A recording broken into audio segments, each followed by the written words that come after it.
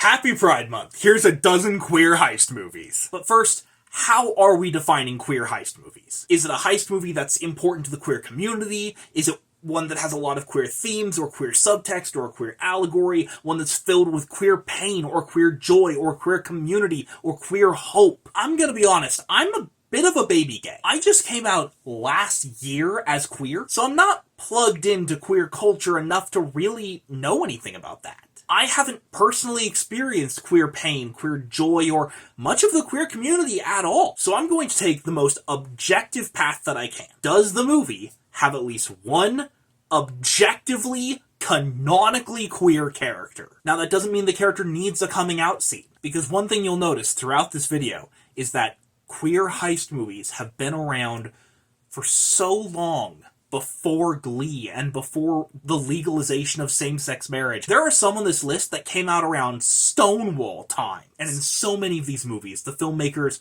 never felt like they needed to have the characters come out as anything. Because straight characters don't need to come out as straight. We see a woman kiss a woman. We see guys holding hands. We see queer people being queer without needing to say it, because it's a simple fact of their lives. But don't worry, these movies aren't queer baiting. They're just normalizing queerness. With that ramble and preamble, let's start with the heist movie where it is canonically queer from day one. Culprits is a slasher heist TV show. Think I Know What You Did Last Summer, but what you did last summer was steal $100 million.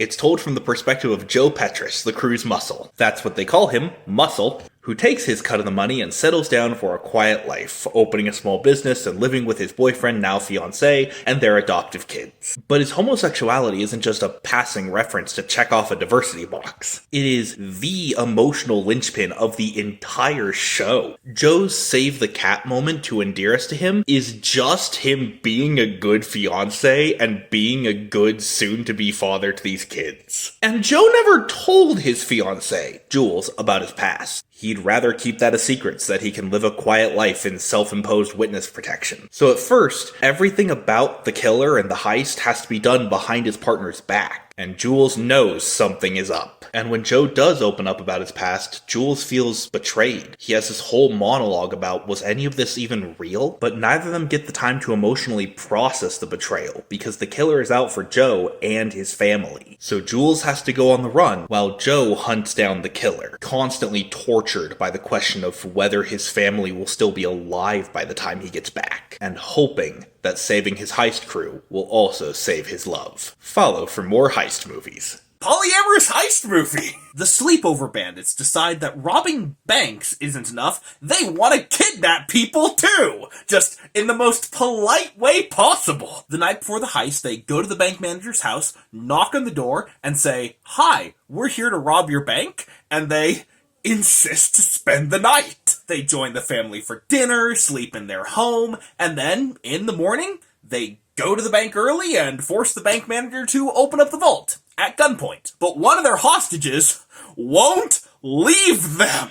She insists on staying at their hideout and joining their crew. That description makes it sound like this is going to be a story about Stockholm Syndrome. I want to make it very, very clear. This is not a story about Stockholm Syndrome. She doesn't realize that she's a hostage. They don't realize that she's a hostage until she's already insisted that she's going to stay with them. No, this isn't Stockholm Syndrome. This is a midlife crisis. Like, very canonically. And then she starts dating one of them. And then she starts dating the other one of them. And they do the one bed trope, unironically. And when the guys demand that she choose one of the two of them, she says no. I don't want to choose. I don't think I can. And you know, if that's scary or against the laws of, you know, man or whatever, then I mean, you're outlaws, right? I guess I'm an outlaw, too. This is the only movie on this list where I'm part of the culture. That's not the polyamorous pride. I really thought I had a polyamorous pride pin. Guess I don't. I'm polyamorous. And this is shockingly good poly representation. We see both of the guys be kinder to each other because they're dating the same girl. We see some of the jealousy that can happen with people who are new to polyamory. We see her show care and affection to each of her partners individually in equal ways that are tailor-made to what they need. We see the new relationship energy, the limerence, the polysaturation, and her breaking up with both of them because she dove in over her head. And the movie itself is just a hoot. Somehow Guy Ritchie had a gay lead? RocknRolla makes Handsome Bob one of the core members of the heist crew, albeit one of the less important ones, and it devotes an entire subplot to Handsome Bob's homosexuality, for better and for worse. Guy Ritchie movies feel like they go out of their way to be problematic. His movies have been getting more progressive, but this movie came out in 2008. Queer representation in cinema wasn't exactly common back then. They hadn't even aired Glee yet, and the UK wouldn't legalize gay marriage for another 6 years. So for a Guy Ritchie movie in 2008, RocknRolla is shockingly good representation. Guy Ritchie movies are fueled with toxic masculinity. Nobody seems to like each other, regardless of gender. So when Handsome Bob's friends say good things about him behind his back in a Guy Ritchie movie, that's a big deal. And it goes even further than his friends say nice things. Handsome Bob is one of the few genuinely good people in a Guy Ritchie movie. Everyone loves him for who he is, they think of him as a saint, and he has deep ties to his community. And he still gets a coming out scene, because the protagonist, named 1-2, is the only one who doesn't know that Handsome Bob is gay. Now, that doesn't mean it's anywhere near perfect representation. This is a Guy Ritchie movie, and this is 2008. People love Handsome Bob in spite of his homosexuality. They accept him because he's a good person. Everyone except the main character. When Handsome Bob comes out to him, he's also coming on to him in a really uncomfortable way. So 1-2, understandably, freaks out on Handsome Bob during the coming out scene. And then the movie has this really uncomfortable scene where the whole joke is that 1-2 feels pressured to go on a date with Handsome Bob as a farewell present. The most charitable reading here is the comedy of secondhand embarrassment. And that's still not a very charitable reading. So the movie reinforces some really unfortunate stereotypes about gay men. The dangers they pose to straight men and how much better they need to be than everyone else just to be accepted. And some parts of the representation might not be good, might not be bad, but they might add some interesting context to the film history. Handsome Bob feels like a very intentional response to Handsome Rob, Jason Statham's character from The Italian Job. Handsome Rob is the crew's driver, who cares about nothing but cars and hot girls, to the point that he would feel superficial because he is. The movie is as superficial as him, and that's why we love it. Handsome Bob is the crew's driver, who cares about nothing but his friends and hot girls. To the point that he would feel superficial because he is. This is just the facade that he puts on so that people don't find out that he's gay. And he feels like he's trying so hard to come across as straight that his friends think of him as a womanizer. He commits so hard to the womanizer bit that that's why 1-2 is shocked to find out that Handsome Bob is gay, because he had evidence, he thought, that his friend wasn't gay. And so it almost feels like this movie is saying, what if Handsome Rob is only being a womanizer to pretend to not be gay? And RocknRolla sets up the idea that gay people need to pretend they're straight in this world, because this is the only Guy Ritchie movie to feature 2 queer characters. One of the minor characters is a gay politician who is married to a woman just for show.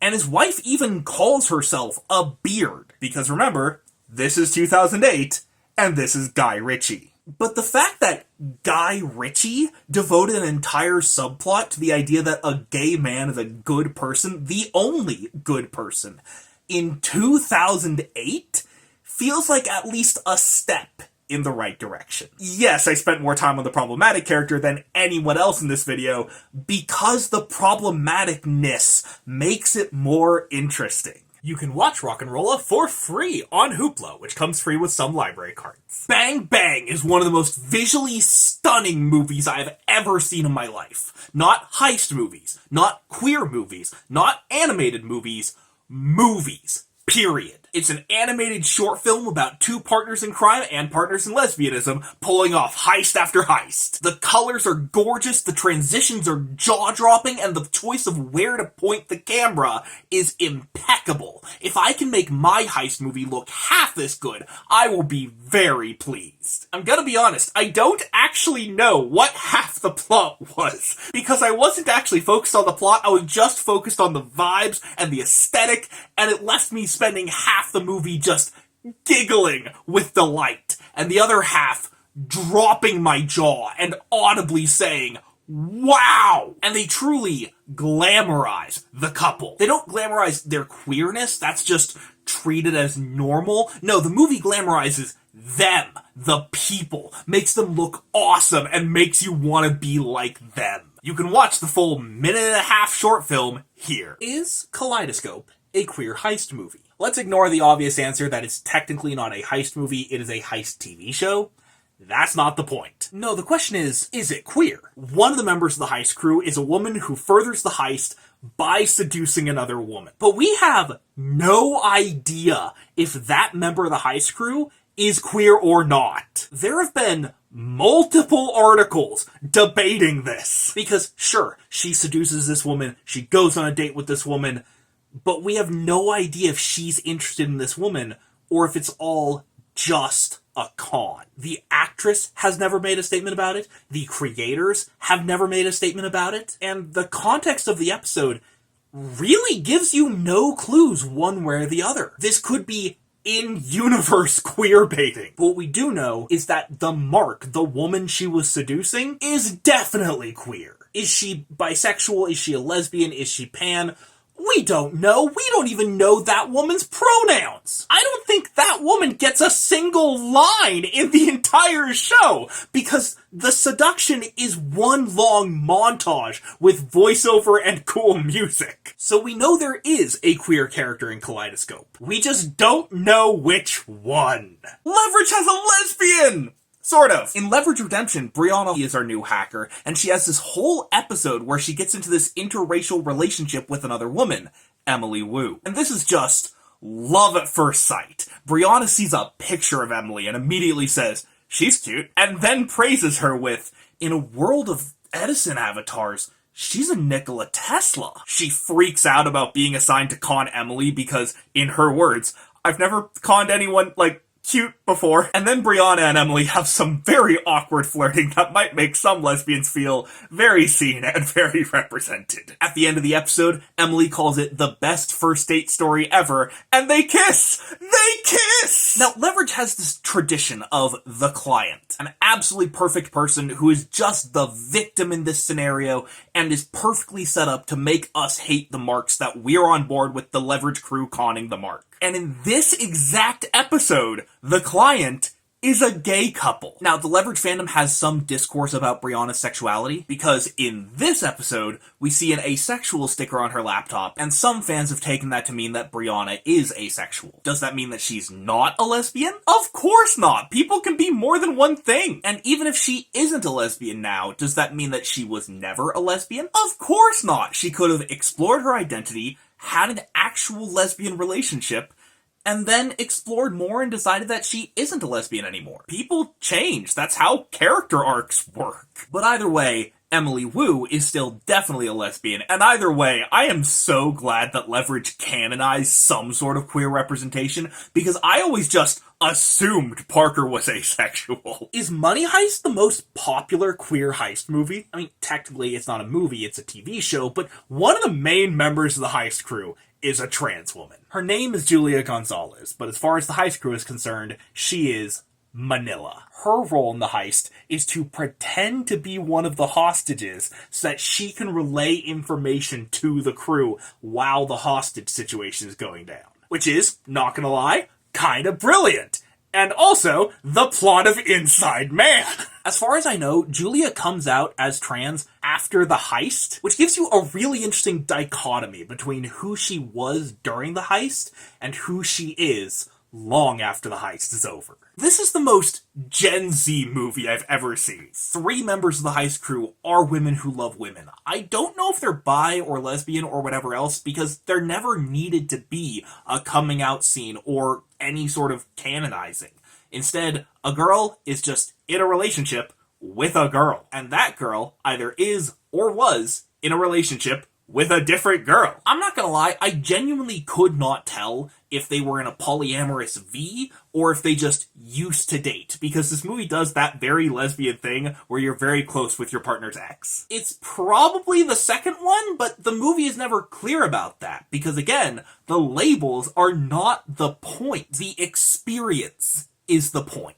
Also, 2 unrelated members of the crew are very explicitly quinky, and for all 5 of those, how they love and who they love are plot points. The 3 girls get the heist crew together because the one in the middle of this V got hurt by the mark, and the other 2 love her enough that they want to do this to hurt the mark back, and because they want to make sure that the mark can't hurt other people. And the 2 quinky crew members slow the heist down a little bit, because the heist turns them on so much that they get distracted. It's great. So How to Blow Up a Pipeline is some of my favorite queer representation in any heist movie ever. Normalize queerness. Let's talk about Set It Off. Set It Off is a glamour heist about a group of black women getting together to pull off a bank robbery from the director of The Italian Job. And this director really understands how to make a heist movie, how to structure a heist movie, how to film a heist movie. This director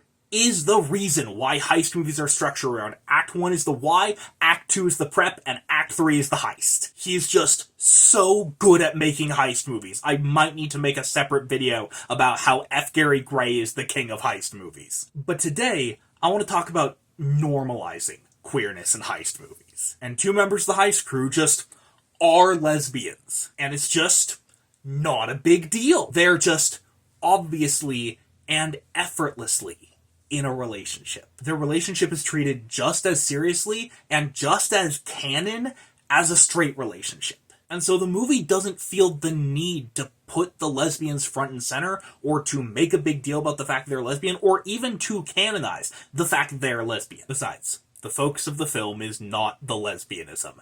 It's the heist. This is a heist movie first that happens to have some lesbians in it. You can watch Set It Off for free on Tubi. Japan just started to legalize same-sex marriage this year. And I mean started. And this manga began in 1967, and the anime started in 1969. That's the same year as Stonewall was happening on the other side of the world. If we get any queerness in this show, that would be a miracle. Ladies, gentlemen, and those of other persuasions, we have a miracle. Quick side note, I cannot watch all of this show before Pride Month. That's not physically possible. The manga has over 100 chapters. The anime has over 300 episodes across half a dozen different reboots. And there's dozens of feature-length TV specials, OVAs, and theatrical feature films, including Hayao Miyazaki's first feature. So my main source is going to be Elizabeth Simmons' article, The Anna-Gay Guide to Lupin the Third, which, if you like this kind of video, I highly recommend. Simmons lists all 5 of the main characters as either implicitly or explicitly queer, because regardless of the particulars of their literal sexual orientations, the entire framework of the Lupin universe is inherently, metaphorically, queer. Fujiko Mine is bisexual, Zenigata and Lupin have this Batman-Joker type of sexual tension, Goemon does drag, and Jigen is basically the gayest man you can make in an anime from the 60s, including him and Lupin literally walking off into the sunset together in each other's arms. But to be clear, and to be queer, Lupin the Third isn't exactly be gay, do crime. In fact, some American viewers would view some of this as just straight-up queerbaiting, because nobody literally says, I'm gay. But for a Japanese anime from the 60s, this is some pretty strong queer heisting. Because, as Simmons summarizes, Lupin and his gang are all prime examples of characters who refuse to adhere to conventional, heteronormative life. You can watch select parts of Lupin the Third for free on Plex, Tubi, Crackle, RetroCrush, Freebie, Cineverse, and Hoopla, which comes free with some library cards. I want a queer heist movie where they're stealing the money so that a trans woman can get gender-affirming care. That movie has existed for 50 years, and it is one of the classics of the heist genre. Literally, if you go look up top 10 heist movies, about half the lists you find will include this movie. It is an Al Pacino gritty heist called Dog Day Afternoon. And it is about a guy who wants to rob a bank so that his girlfriend, who is trans, can get gender-affirming care. And that movie came out in 1975. In our current discourse about queer cinema, where it's a post-supernatural world and we're trying to figure out whether the new hot gay movie is gay enough and whether it's technically queer-baiting when two men kiss on screen, it's easy to forget that queer cinema has been around for almost as long as cinema, because queerness has been around forever. Queer movies are not a new phenomenon. The first narrative filmmaker was a lesbian. And sometimes, in our rush for the hot new thing, we can forget what came before. I gotta talk about Bound. I haven't seen Bound! How have I not seen Bound? If you go look up a list of movies that take place in one room, you're gonna see Bound on the list somewhere. This is a low-budget movie at $6 million. It was the Wachowskis' first feature, way before either of them came out, and it's about two lesbians pulling off a bank robbery to get out of debt. If you want to watch Bound for free, you can find it on Pluto TV. Man, I gotta watch Bound sometime. The queerest heist movie isn't even a movie! Hot White Heist is a podcast about a group of queer people stealing from the Federal Sperm Bank. And in the same way that you can't even talk about How the Grinch Stole Christmas without mentioning Christmas, you can't talk about Hot White Heist without mentioning queerness. Otherwise, it's just a normal heist movie. Except a podcast. If I tried to list every way this show is queer, we would be here all day. Every voice actor is either queer or a drag artist or both. Virtually every character is queer. And most of the characters' motivations arise from their queerness. And I mean every queer big-name actor is in this. In the same way that every British big-name actor has been in Doctor Who. Queer history plays a big part of this. They're trying to get the money because after the AIDS crisis and the Trump election, they want to just fuck off their own private island for all queer people to have an oasis and call it New Lesbos. This is the true Be Gay Do Crime show. But the show isn't just incredibly queer, it is incredibly heisty. A few years ago, I went to some podcast groups and said, hey, I want to listen to a podcast that'll make me feel like I'm watching Ocean's 11. What should I listen to? And they all recommended true crime stuff that was a couple of people talking about somebody's life and going over their psychology and their history and kind of giving a biography with some jokes. And I kept thinking, that's not what I wanted. I wanted a heist movie. This is the podcast that I was looking for! The show opens with the client, who is part of a lesbian compound, saying, first, let me tell you about the bunker. And we get this Mission Impossible music as she tells you how difficult the most secure room in the world is. And they refuse to let the first episode end without literally saying that this is a heist. A hot, white heist. It is free, and it's on any podcasting app, and it is multiple seasons. I can't talk about queer heist movies without talking about Driveway Dolls, and how it's not a heist movie. I went to go watch this to prepare for this video, and I had 1 day left to research for this video. It's 2024, the movie came out this year. This is the one that I have to see. This is the one that I have to talk about. And about 25 minutes in, I realized there's been absolutely no heisting. There's been nothing even close to stealing in this movie. Are we sure this is a heist movie? Because the movie was billed as a very lesbian caper film from the Coen brothers. If you're not familiar, a caper is basically a comedy heist. And so I go look up the plot synopsis on Wikipedia and realize there is no heisting in this movie. There are no elaborate plans to steal something difficult. In fact, there is no stealing. This is a movie about two girls who go on a road trip and picked up the wrong car, and in the back of the car is a MacGuffin that some gangsters want. But the gangsters are not stealing it from the girls are not really stealing it from the gangsters, and when the gangsters got in the first place to put it in the back of the car, they didn't steal it! When did caper stop meaning comedy heist and start meaning comedy crime film? The closest we get to heisty in this movie are the scene transitions and the lighting, and frankly, the lighting is more like a horror movie. But if you wanted a movie that is very lesbian, very funny, and filled with some crime, then I highly recommend Drive-Away Dolls. I'm making a queer heist movie. Red and Black is a classy, sexy, fun glamour heist in the tradition of Ocean's 11, Leverage, and Now You See Me. About half the cast and crew are queer in some way. So many of us are queer that we just started putting people's pronouns on the call sheet just because it was more convenient that way. Because if you think about it, there's only one way to not be queer. You have to be cisgender, heterosexual, monogamous, and pretend you're not quinky. And I say pretend because, let's be honest, everyone has something they're into. It's just most people pretend that doesn't count.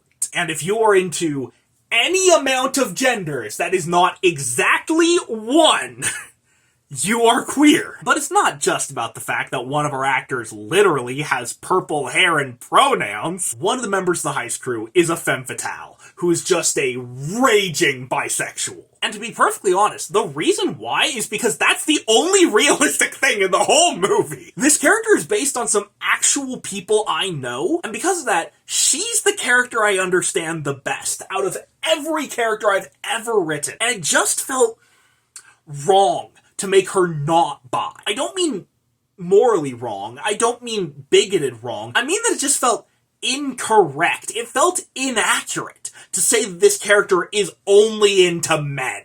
Come on. This girl's clearly into women too. She's definitely bi, whether I canonize it or not, and whether I show that in the movie or not, so I might as well show it. And so, while she does toy with men for most of the movie, there is one very big scene where she gets wrapped up with this security guard who is femme-presenting and uses they-them pronouns. And when I say wrapped up with, I do mean in a spicy way. You see, we hired an intimacy coordinator for this movie because there's a lot of spicy material in this movie.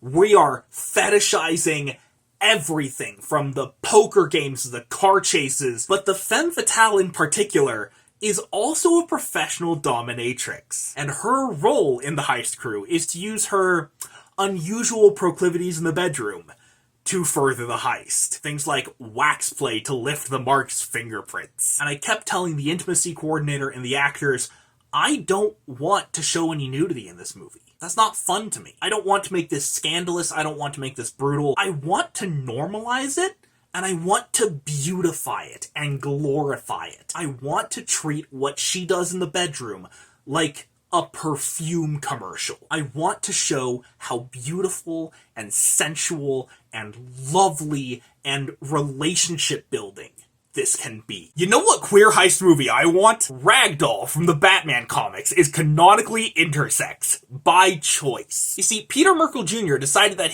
her life goal was to out-weird the other rogues. And so she decided to get bottom surgery to become intersex, and then decided to steal a Robin costume and go by Robin, the boy-girl wonder, without Batman's permission. Now, why is she called Ragdoll? And yes, she is the pronouns that Ragdoll uses, because Ragdoll is a triple-jointed contortionist who's able to fit into basically any space and use that to break into any home. This character will squeeze inside an Amazon package and just wait for you to bring her in your home. This is the best sneak in all of Gotham. Why she has never been put in the Suicide Squad, I will never know. They've done a Suicide Squad heist movie. It was an animated movie called Batman Assault on Arkham. Ragdoll wasn't even in the movie. Her whole thing is being a burglar. This is such a perfect character for a heist movie. And here's some heist movies made by queer filmmakers. Stephanie Beatriz is bi and played in the Halloween heist episodes of Brooklyn Nine-Nine. Elliot Page is trans and played in Inception. Ruby Rose is a lesbian who uses she/they pronouns. They played in Stowaway. Thondy Newton is bisexual and played in Chicken Run, Dawn of the Nugget, and RocknRolla. Laurence Olivier is gay and played in Sleuth. However, if you want to find this one, good luck! Quoting from IMDb, the reason this film is so difficult to find on streaming is because it fell into the hands of a pharmaceutical company called Bristol Myers Squibb, who dissolved their entertainment division shortly after creating it, leaving this movie's distribution rights in limbo. Ariana DeBose identifies as queer and is playing in the upcoming heist movie Dutch and Razzlecon. Ian McKellen is gay and played in The Good Liar. John Ottman is gay and scored The Losers. Mark Shaman is gay and co-composed the songs for the Catch Me If You Can musical. Joel Schumacher is gay and directed Trespass. Kevin Smith identifies as bi-curious and directed Jay and Silent Bob Strikes Back. Stephen Fry is gay and played in Doors Open. Jim Rash is gay and he played in the Community Heist episode, The First Chang Dynasty. In fact, his character is the MacGuffin of the episode, and he played in the American Housewives episode, The Heist. Rock Hudson is gay and played in A Fine Pair. Jodie Foster is a lesbian who played in Panic Room and Inside Man. Wentworth Miller is gay and played the main role in Prison Break and the heist mastermind Captain Cold in The Flash. Taika Waititi identifies as queer and co-created Reservation Dogs. Angelina Jolie is bi and played in Gone in 60 Seconds. And College Humor's Heist Tonight stars Grant O'Brien, who is bisexual, and Ali Beardsley, who is non-binary, using they/them pronouns. Even outside of all those, there are dozens of heist movies that feel queer-coded. So you gotta ask, why are so many heist movies queer? And why are so many of them queer-coded? This article put it better than I ever could. Criminality is one way in which queerness can be conveyed metaphorically. Criminals, especially career criminals, live on the fringes of society permanently and don't fit into normal expectations. So even regardless of the particulars of their literal sexual orientations, this makes the entire framework of the Lupin universe and heist movies in general inherently metaphorically queer. And the Lupin gangs, or any heist crew's commitment to their respective criminal lifestyles is, at the very least, a guaranteed way of keeping the pressures of heteronormative society off their backs. I'll sign off with this. Be gay, do crime. Follow for more heist movies.